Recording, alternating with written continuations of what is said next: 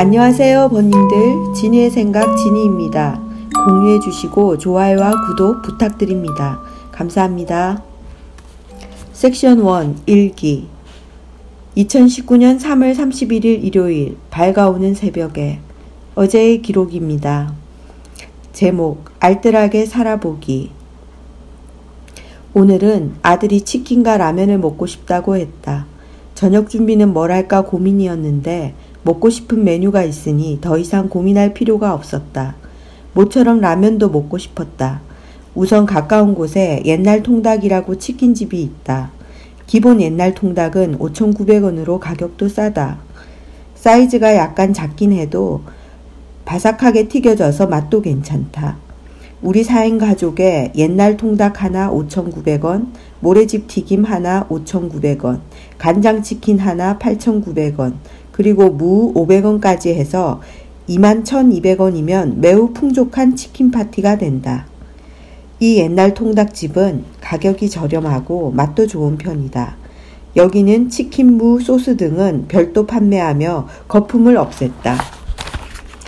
우리 집은 치킨무 하나면 되므로 그것 하나만 추가로 골랐다.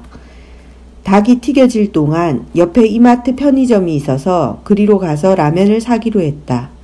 주로 먹는 신라면, 너구리 등이 5개 묶음에 4,500원 정도였다. 어느 마트나 편의점에는 기획으로 미는 제품이 있고 세일이라는 품목이 있기 마련이다. 나는 가끔씩 마트를 가는 편이고 편의점을 잘 이용하지 않는 편이라 직원분께 오늘 세일하는 라면에 대해 물어봤다. 최고로 세일이 많이 된 제품이 이마트에서 나온 민생라면이었다. 5개 묶음에 1,950원이었다. 와, 싸다 싶었다. 다른 라면과 금액 차이가 많이 났다. 굵고 쫄깃한 너구리나 미역을 넣어 개운한 미역라면, 육개장, 칼국수 라면 등 특별한 라면들도 있지만 일반 라면은 무슨 큰 차이가 있겠는가 하며 평소 안 먹던 제품이지만 가격도 파격적으로 싸고 하니 한번 먹어보기로 했다. 그리고 라면을 끓일 때 양파, 깻잎, 부추, 고추 등 몸에 좋은 채소를 기호에 맞게 알맞게 고춧가루 양념도 조금 더 하면 별 문제가 없다. 어쨌든 오늘 저녁 우리 4인 가족 식사비는 치킨 21,200원 더하기 라면 1,950원 해서 합계 23,250원이 들었다. 1인당 6,000원도 안 나왔으니 그런 대로 아낀 것 같다. 라면도 맛있었다. 맛있게 먹고도 그 정도 가격이면 만족이다. 실컷 먹고도 남았으니 전략이다. 내일 치킨 남은 것은 감자, 양파, 고추를 넣어 고추장 볶음으로 해도 맛있을 것 같다. 나는 극단적이진 않지만 나름 미니멀 라이프와 재활용 라이프를 추구하는 편이고 꼭 써야 할 부분은 쓰지만 불필요한 과소비는 안 하려고 노력하는 편이다. 그래야 미래가 있고 노후가 있다고 믿기 때문이다. 하지만 남편은 쓰는 것을 매우 좋아한다. 신제품이 나오면 써보고 싶어하고 차도 바꾸는 것을 좋아하며 고급 음식점도 좋아하며 남자들의 로망인 큰 사이즈의 TV, 청소기, 스피커, 컴퓨터, 최신 휴대폰 등 고가의 제품 등을 사재 끼는 걸 좋아한다.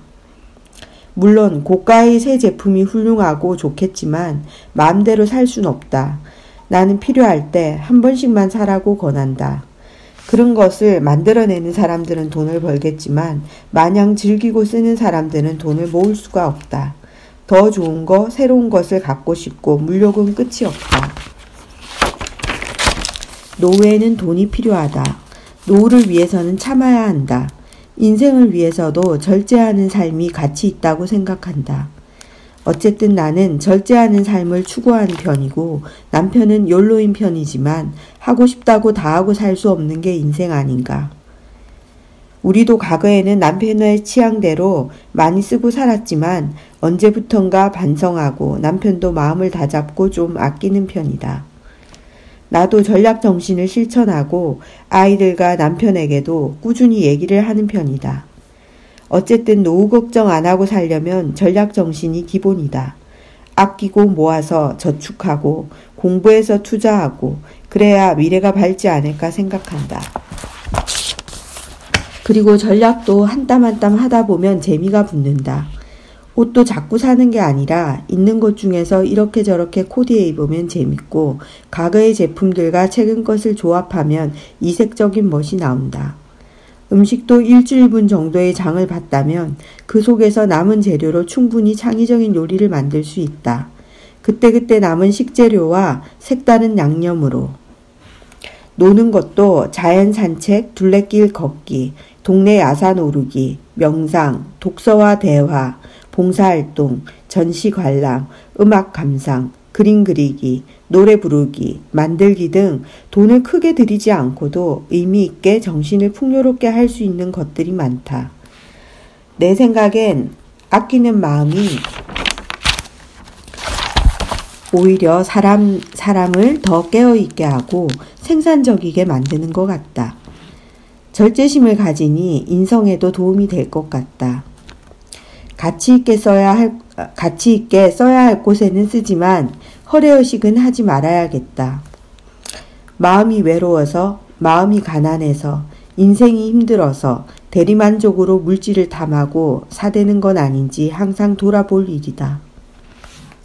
독일 최초의 여성 총리이자 꾸준한 국민의 지지로 4연임에 성공한 메르켈 총리도 묵묵히 자신의 일을 열심히 하고는 퇴근길에 소박하게 장봐서 그냥 집으로 간다고 하지 않는가. 앙겔라 메르켈 그녀의 금소함을 본받아야겠다.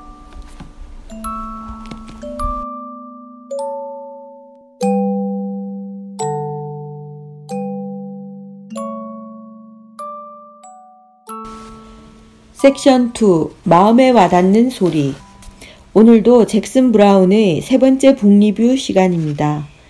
짧고 간단한 문장으로 되어 있어 낭독만으로도 충분히 가슴에 와닿을 것 같아요. 아들에게 전하는 실용적이고 합리적인 생각을 담은 작가의 책이라 한 권을 쭉 다 낭독해드리고 싶은데요. 혹 지겨우실까봐 세 번째 시간까지 만남을 갖고 다음 기회에 또 소개할까 합니다. 그럼 내용에 들어가 보겠습니다. 사람들에게 제2의 기회를 주어라. 하지만 제3의 기회는 절대로 안 된다. 내 서명이 필요한 경우에는 항상 잘 읽고 나서 하여라. 화가 났을 때는 절대로 행동을 취하지 말아라. 원한은 싹틔우지 말아라.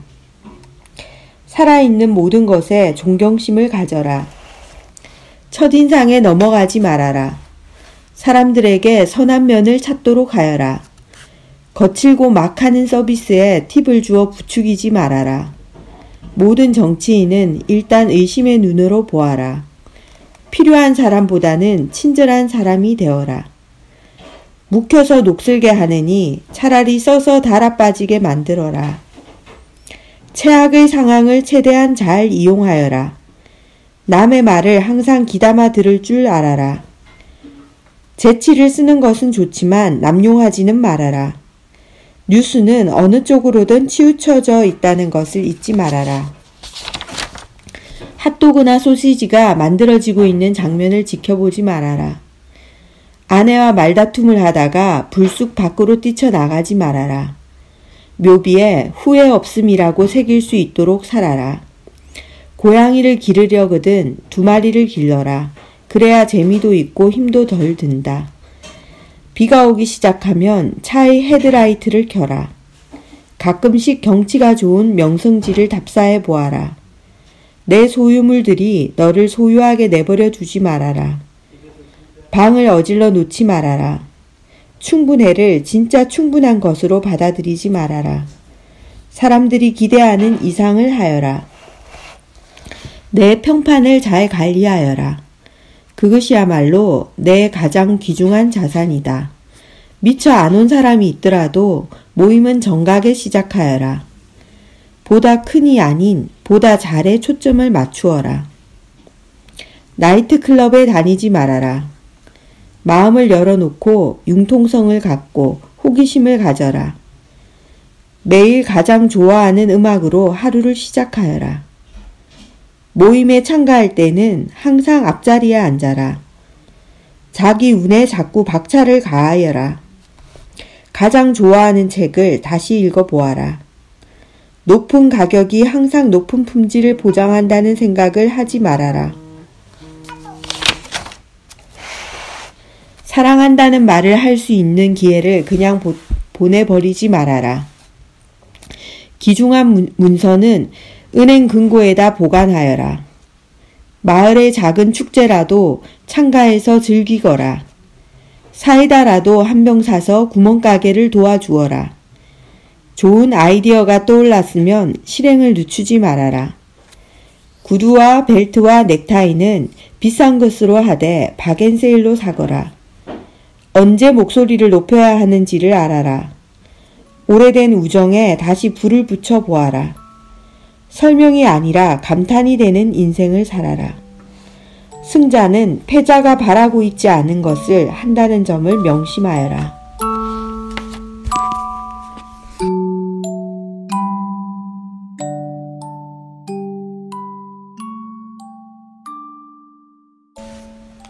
섹션 3 명상.